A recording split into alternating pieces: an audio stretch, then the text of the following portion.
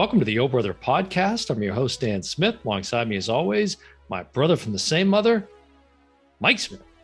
How's it going, Dan? I was going to say my paisan from the same mother, Mike Smith. My paisano. Yeah. So it is, welcome to the Oh Brother podcast. It is October 15th when you're getting this episode. And, well, let's first talk about the most important thing that, of course, we know that takes place on the 15th of October, which is, Halloween Kills. Right. But it is also... In fact, I'm wondering what you're doing here because I thought you were at the theater. I know. It's like, yeah, exactly. It's also my co-host's birthday, October 15th. Is it really? So yeah, it's time to celebrate. But late 30s. It's a good way to celebrate. For those of you not currently following us, go out to our official website, which is OHB as in podcast. I think it's because we have Emily as an intern now that she could fix it. I just don't care. I just don't care. No, but to find all things Oh Brother, go out to our official website, which again is OHB as in brother podcast.com. That's OHB as in brother podcast.com. And it couldn't be a better day to be sporting this Halloween edition Oh Brother podcast mug than today, which again is the release date for Halloween Kills. And we're very excited about that on this particular date. And is Halloween killing or getting killed? Which is that's a blog that's out right now. Might not be out by the time you hear this episode, but it's out currently as of the recording of this episode. It's out. I know, but it might not be the fresh. Most recent. Right. Yes. Correct. So, a couple of weeks ago. Right. So make sure you go out to our official website, check out all things Oh Brother there, subscribe to our YouTube channel. Make sure you give us a thumbs up out there if you like our videos. And we are on all podcast platforms. And so we'd appreciate the support there. And this week, though, this episode we are doing as a couple of Italian Americans, we are going to do a review of the recently released movie, The Many Saints of Newark, which of course is a prequel story to the Sopranos series that we got from David Chase, who's also the mastermind behind this movie. Not the director, but he's the brainchild of it. So is that the way to say it? Right? Yeah. This is the brainchild of David Chase. Is that what I should have said? Either way, it works. I don't know. Either way, I'm not sure anybody's listening. It's his baby. It's from the mind of David Chase. From the mind of David Chase. It's a good way to put it. Yeah. So we've been anticipating this for a long time. Do you have any sort of history to lead us up to how we got to where we are now? Because this is certainly something that's been being talked about for quite some time. Yeah, like before Game of Thrones, before some other hit series on HBO, there was The Sopranos. It was, I think, their biggest hit at the time ever. And I've been watching it recently. Right. And it still holds up quite well. It does. And it's on Sunday nights at 9:00 for those fans of The Sopranos, there was nowhere else to be but in front of the TV, getting ready to see what was going to happen. And it became a huge hit. Mm-hmm. And as it started to, it never really declined, but it got to the final season, which they did that split up deal where they split it in two. 6A, 6B. Yeah, because there was 16 episodes, and they felt like, it was a way to milk an extra season out of it, I guess. Right. And one of the most controversial endings to a series ever. Still being debated today.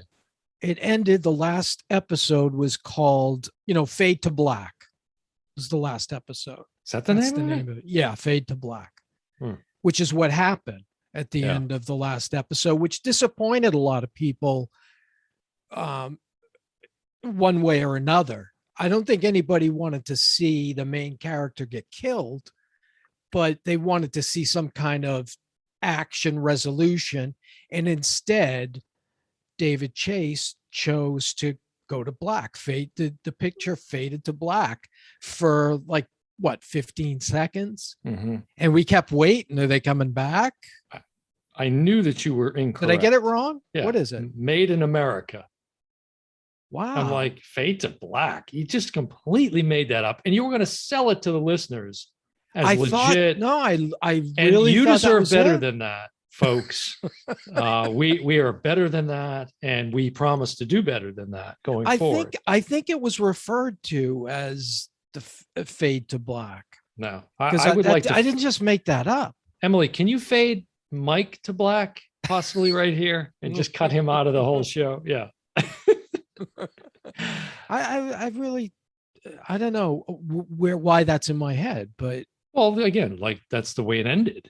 And, right. You know, it was very, and maybe there was so many articles I read that said, you know, instead of something happening. Yeah. And most of us stood in agreement that it was a very disappointing conclusion to the series. Yeah. And it felt very unresolved. It's still something that's debated. I just read an article about this. I don't know if I shared it with you, but I read this long article about these two writers debating back and forth. You know, was Tony murdered? Was Meadow murdered in that final scene? Like, what really went down? Was Tony already dead? And they go through this whole analysis of different cues throughout the season that would lead you to believe that's a viable theory. So that last scene wasn't real. Right. That's one take on it. So, but again, I still stand by the fact that it's, even watching it as recently as I have, it's still very unsatisfying. Is it? As soon as I hear Journey, Don't Stop Believing, I'm like, ugh. Let me go back to season 1 and start over. And it was set up. There was this, you know, Meadow, you know, the family was in a little disarray, but they were all getting together, which they hadn't been together for a while, I guess, because Meadow was kind of estranged a little bit. And then she got there late. We see her come into the cafe last. And then a kind of a goon character, you know, comes in right after, and we think, uh-oh, this is trouble. And then he just takes a right and goes into the bathroom, and it fade to black. There's a few of those moments in that final scene to get you think, and then nothing happens. Yeah. You know, again, fade to black. So I don't think I had as big a problem with it. I did at the time. I was like, oh, come on. I still don't care for it, quite frankly. I would have rather him go down in a hail of bullets right in the middle of the street, or like a Sonny Corleone. Or choke on a tiramisu or a sfogliatella or whatever, you know, something just to, gabagool. Some gabagool. Speaking of which, so let's bring it to the Many Saints of Newark, which of course we had pointed out in a couple of episodes ago how this grew out of the title anyways, right? Is the Moltisanti character, which is correct. Christopher, who was Tony's nephew. Mm-hmm. And so a big, one of the primary characters in the Many Saints of Newark is his father, Dickie Moltisanti. Right. Who was really, in this movie, becomes the head of the organization. Yeah. So let's just dive into the movie. I just want to get into it because I got a lot to say about it. And speaking of Dickie Moltisanti, that character is this film. Again, I'm diving right in here, folks. This film is more about him than it has. And I'm not saying, as I make this statement, I'm not suggesting that they were trying to play it off as the Tony Soprano origin story. But let's be honest, that's what 99% of the viewers, including me, were probably expecting. But that's not what you get here, right? And try to do this spoiler free because Tony's character, at least at the adult version of Tony, meaning like the adolescent version or, whatever, however old he is by the end of the film. Yeah, Michael Gandolfini, which is Michael Gandolfini. We should point that out too. James Gandolfini's actual son. Yeah, carried the series on his back with some great supporting actors, but very unexpectedly died. Yes. What, two years after Huge the loss. series ended?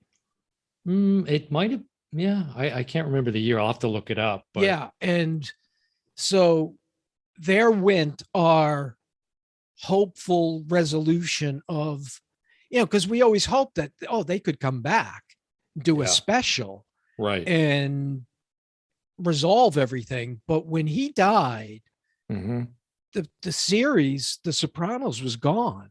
Right. So that, and people had, I guess, been bugging David Chase to say, why don't you make, and he's like, how do I make something without Tony Soprano? He died in 2013. Okay. He was only 51 years old. Yeah. I mean, I'm getting, I'm not 51, but as I creep up in the bad side of 30. Right. Right. Emily. She's got the so lie anyways, detector going. Yeah. So anyways, for this movie, that he decides to go back in time to when David Chase. David Chase decides to go back in time where Tony, or Anthony as he was known, was a young kid. And ironically, it was played by Michael Gandolfini, his actual son. Yeah, which is his son. And it wasn't set up that way. He had to audition. And he just happened to be the best fit.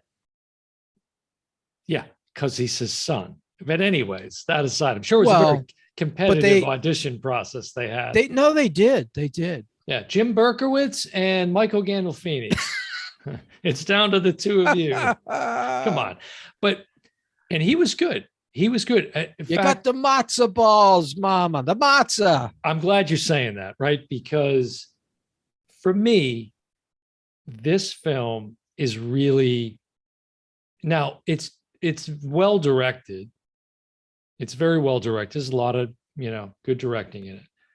But it really, I don't get to give my. Doesn't matter. Okay. Doesn't matter. What were you going to give? I was going to. Synopsis? Yeah, my synopsis. Oh, Jesus. All right, go ahead. Go ahead. Nah. You're just dying to jump in. No, go ahead. Well, I think it speaks for itself. We know it's kind of a prequel to the series. We've said that, but go ahead. Hey, paisano. Hey, go ahead. Hey. Well, go. I didn't Arrivederci. I didn't mean to step under your toes. That's the stereotypical. You just throw like take an actual word in English, right? Yeah. It's a toasto, whatever it is. Add a little vowel on. Right? Disparaging our own Italian heritage, but go ahead, because you're just like raring to get into this. I don't think it's necessary to give a synopsis. People can pretty much deduce what it's about, right? So what I want to say is I didn't care for the film at all. It was what it turned into. There was a lot of bad mimicking of all the classic characters, right? One in particular. Yeah. And they went out of their way to try to reference everything that was recognizable and memorable from the series. They just like crowbarred all this stuff in there. First of all, the language, right? Gumar, paisano, sfogliatella, and like every word like that. And they couldn't even, the pronunciation of it by most of the characters seemed really forced. And Anthony's father, Johnny Soprano, played by, what's the guy's name from The Walking Dead and so many other things, what I'm talking about? I honestly don't know. It was like a totally different character. I didn't get that at all. See, for you, that was fresh in your head. Right. It wasn't fresh it was. in I'm sure it was mine. a minor detail for a lot of people. Yeah. But it was just right down to I'll give you one example of a detail that I didn't need. I get it. This is Paulie Walnuts. I get it. Paulie Gualtieri. There's a with scene the pepper. Yeah, there's a scene in one of the episodes of the series where he's in the maybe it's Satriali's, whatever, right? The pork store. And he's at the Bing. He's in the back room at the Bada Bing Club. Mhm. And he's curling. He's got a dumbbell and he's curling. Mhm. And he says I think Christopher comes walking in. He says, "Hey, how's your rash?" Literally was in the Many Saints of Newark. Same thing, a younger version of Paulie with the barbell in the back of the club. "Hey, kid, how's your rash?" "Yeah, I get it. It's the guy from, I get it." And they did that 100 times. And I'm I like, thought you were going to point out when they were so passing the ridiculous. pepper, and he literally handled it like this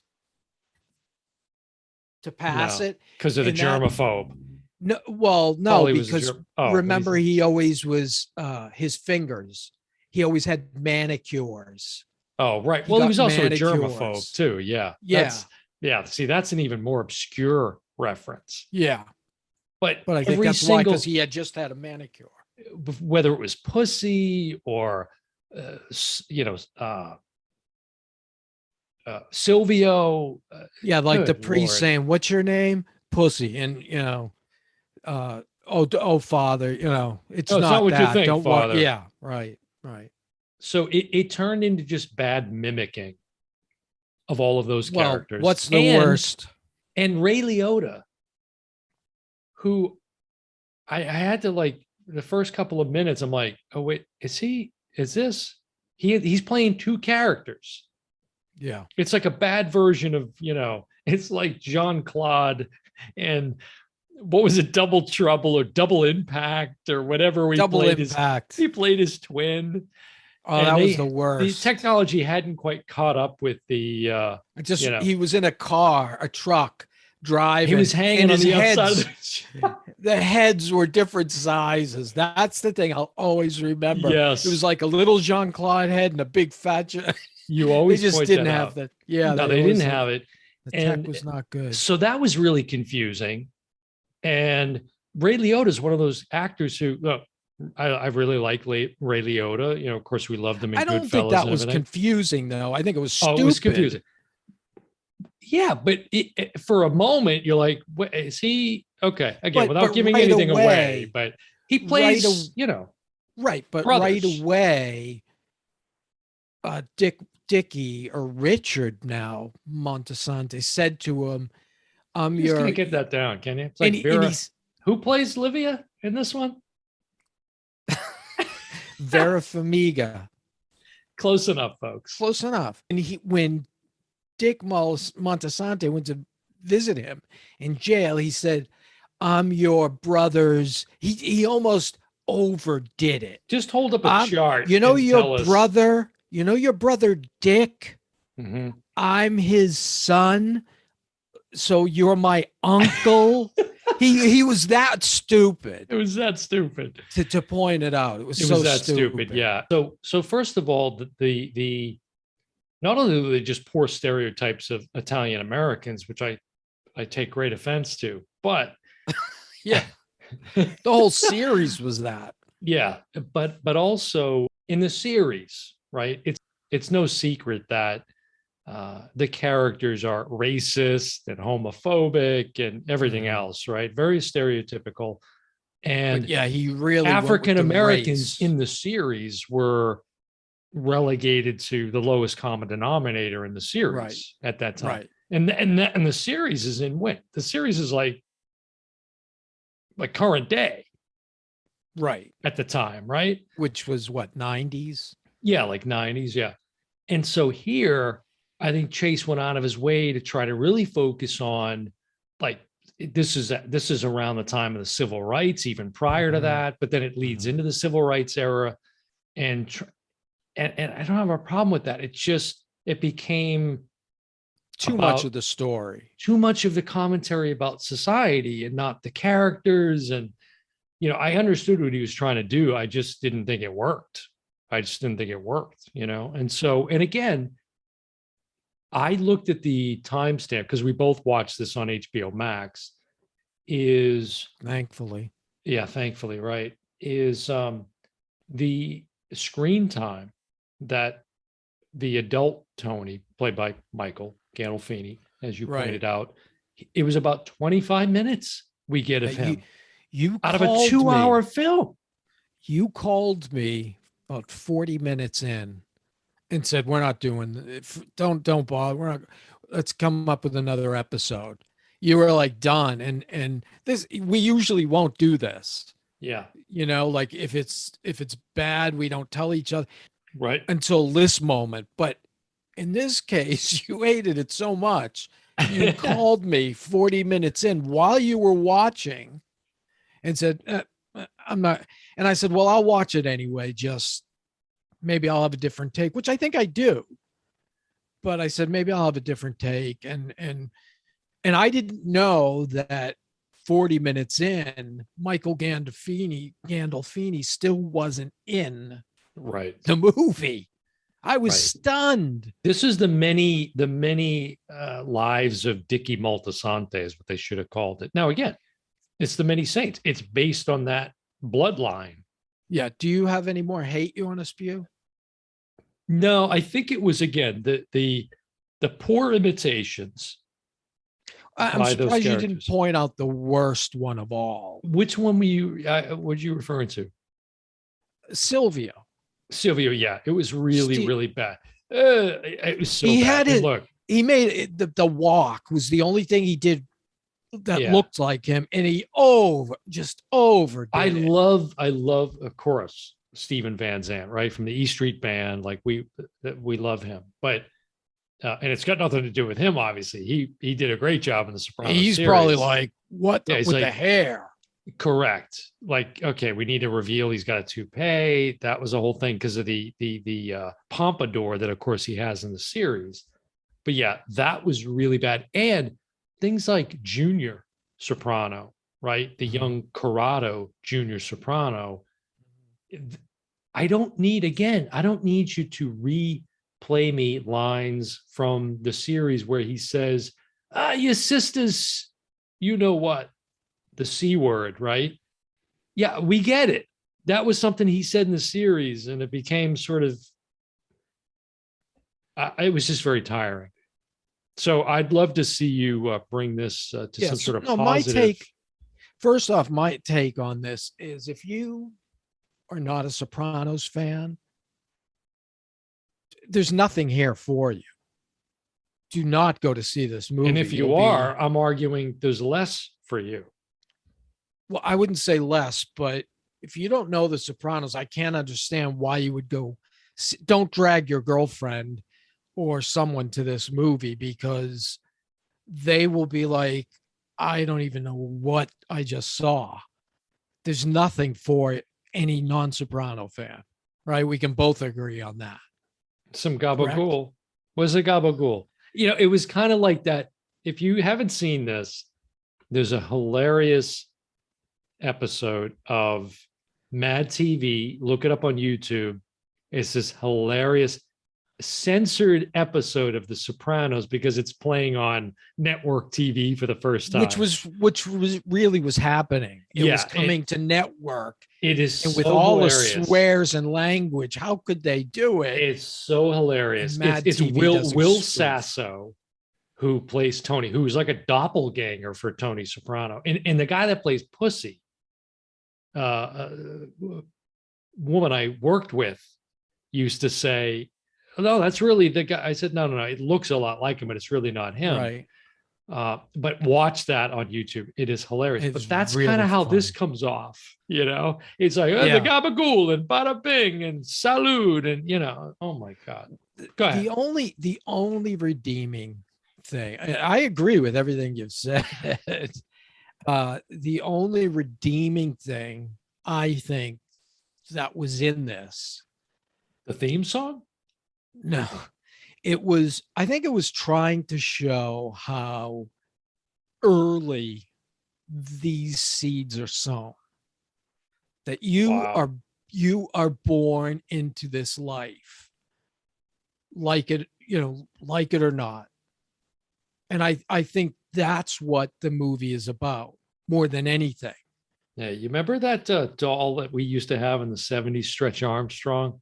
That's what you're trying to do here. This is a good, No, this is a no, real if you good think stretch. about it, because the really young Anthony was so annoying But and but hard to watch. yeah, but what you find, what I did find interesting in this was he portrayed Tony as not wanting any part of this life for quite a long Correct. time, right? He was Correct. dull. He's like, I don't want any part of this.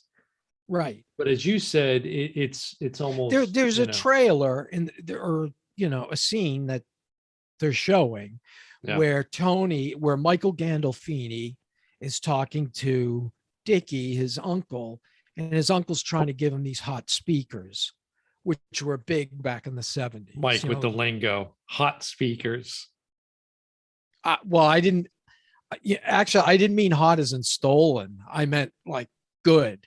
Oh, that's funny. So Okay. that was just weird. Okay. Yeah, A fluke that I said that because right. yeah, they were stolen. Mm-hmm. And he's like, Uncle Dickie, I can't take this. I want to go to college. I can't be. And he said, and he gave him this speech like, just take these, enjoy them, and never do it again. Right. Right. Case That's solved. how it works. Yeah. But no, and I think that's where I'm getting the point where Tony was destined for his life from that early age. Think about when they went to he got kicked out of school. His mother had to go meet with a school counselor, and the school counselor saying, your son rates very high on these tests.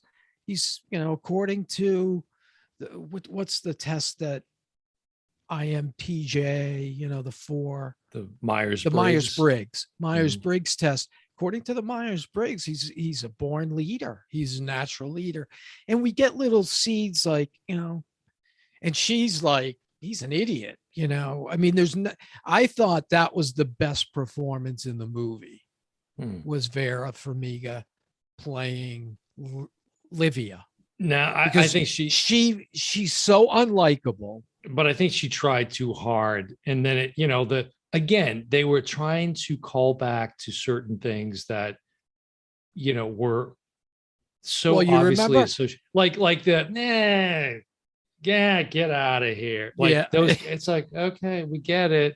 You remember in the series, that character that played Tony's mother died, and they hadn't resolved her. So they brought her back. And they put her head on somebody else's body. That was another. It was very awkward. Terrible. It was very awkward. Was terrible. I want to take Sopranos. I want to take a quick sidestep here and say that Alan Taylor is the director of this movie, and it really was well directed. I thought he also. I wasn't familiar until I looked at some of his work. He did Thor: The Dark World, and he also did Terminator Genesis. So that was interesting. He's also directed episodes of Game of Thrones, as you mentioned, The Sopranos, and Boardwalk Empire.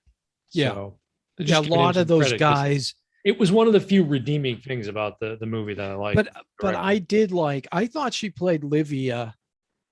How did Livia get to be? I think we see that in this. I don't think we get one character. I don't think we get enough of it. I think you get a very surface level look at them when they're younger. Yeah, and you could tell though from a young age she hated her kids. And again, there was already a template established by two other characters that played his parents in the series, and that made it a little difficult to not compare them. And I know that's not fair, but no, and that's part of you having just seen it, because and I will agree with you. I think towards the latter part of the film, she started to inhabit the character much better than in the first half of the film. I think they needed to chop that first 40 minutes right out of the film. His father in this movie is played by John Bernthal. That's who I was trying to think of. Okay. I know he's very recognizable. Yeah. And everybody will know him when they see him. But Alessandro know his name? Alessandro Nivola played Dickie Moltisanti. He was really good. Oh yeah. And again, he's the main character. It's his movie. This is not a film about Tony Soprano at all. And I was trying to think back.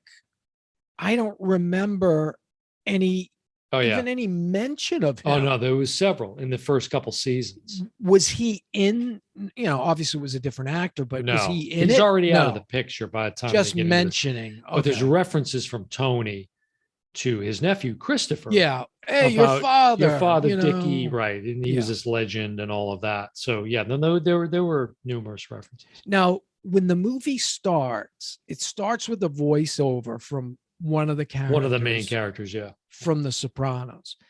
And you think, oh, this might be Great minds pretty think good. alike for not ruining that, by the way. Yeah.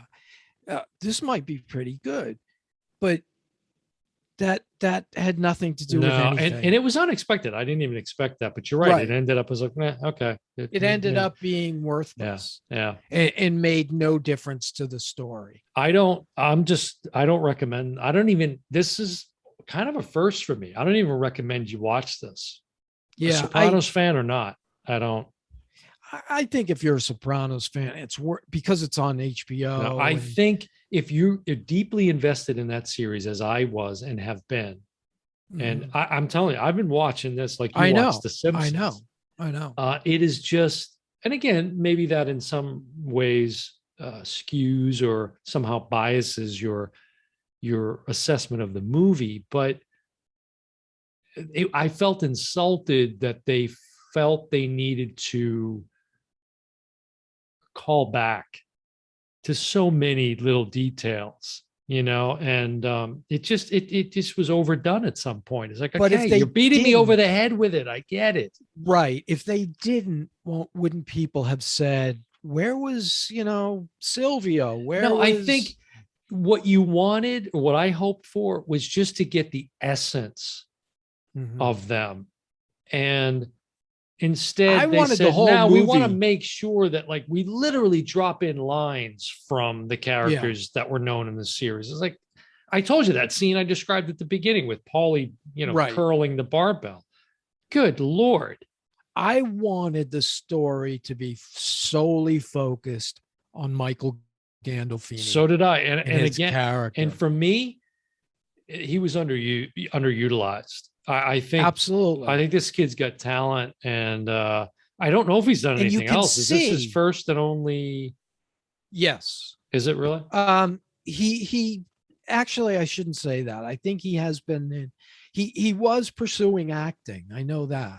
So this wasn't like something out of, He didn't really start to take on the persona until, well, again, he wasn't in it a lot. Right. But it was at the very end that I was like, oh, okay, yeah, I see James, again, it's his son. But he's at an age where, and really they should have thought about this and said, you know what? When I first saw him, I was like, geez, he doesn't really look like James Gandolfini. Right. That was my reaction. And, if they use that with the other characters, instead of trying to force them to look like or have the mannerisms of the characters 20, 30 years later, was stupid. And I think because he was in it for such a short time, they had to, again, cram in a lot of things that were Tony-esque, right? To get one, for example, is everybody that's a fan of the series understands the relationship that he had with Christopher Moltisanti as his nephew. And so, of course, they introduce baby Christopher. Yeah. And this isn't really giving anything away other than the scene itself, but turn off if you don't want to hear this. How's Christopher? No, it's when he's first introduced to him as a baby in the scene, and the baby starts crying. Oh, right. Right. And I don't know, so I didn't do anything. He's like, oh yeah, right.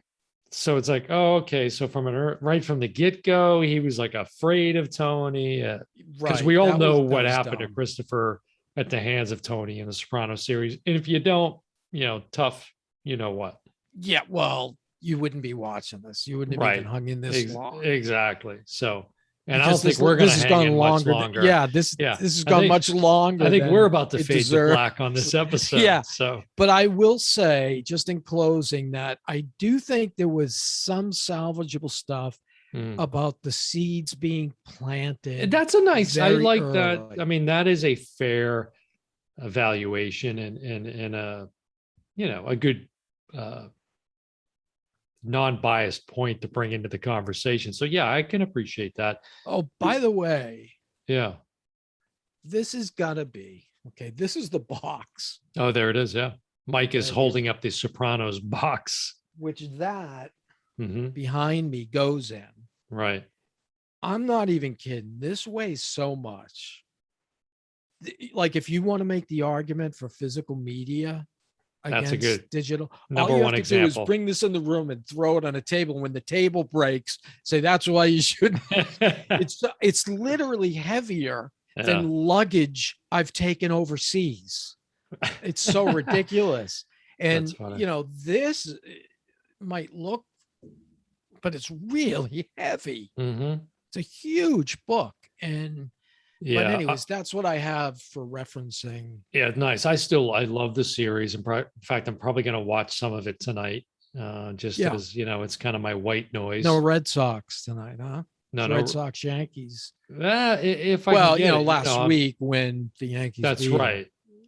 No, when the Red Sox won and they went on to advance to the World Series. Yeah. I don't know. have it recorded. So real quick, you let's get the video pick from you. What are you recommending this episode?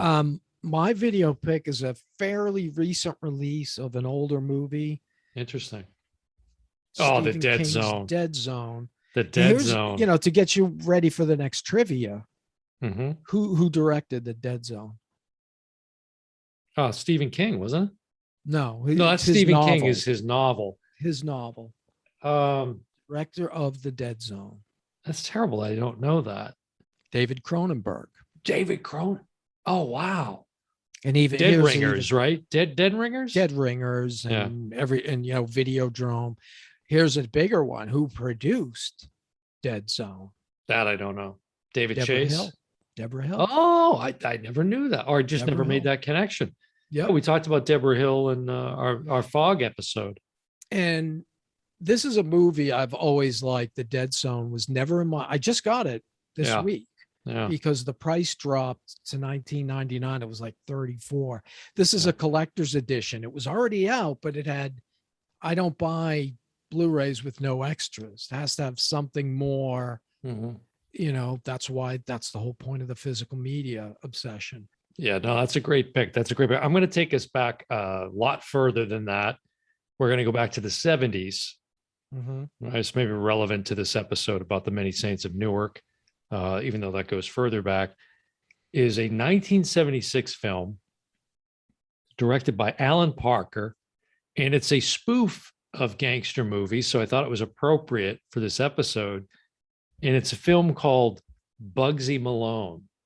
Now, for those of you that don't know, it's a film that stars Jodie Foster.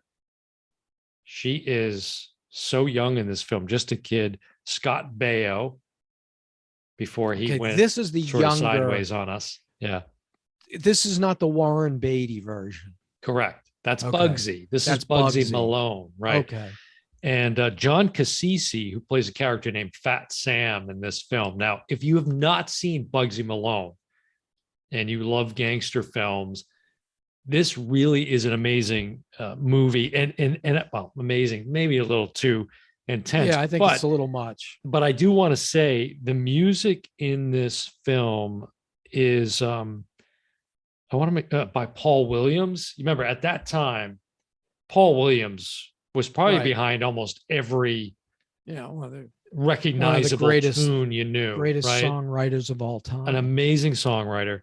But this is a film that, I don't know, it captivated me as a kid. I'm very young at that time. So I probably saw it for the first time, like in 78, 79 is probably when I first saw it. But it was on HBO all the time. And I have a VHS. No, I'm sorry. I have an imported DVD copy from Japan of this film because you can't really get it anywhere. It's really hard to find. So if you can find it, check out 1976 Bugsy Malone. That's my pick. Yeah, I wasn't a big fan of that. There's who else? It's are a the musical, characters? basically, really, when you boil it down. They're all kids. I might not that's have seen it. That's why I think it resonated with me, because I was a kid.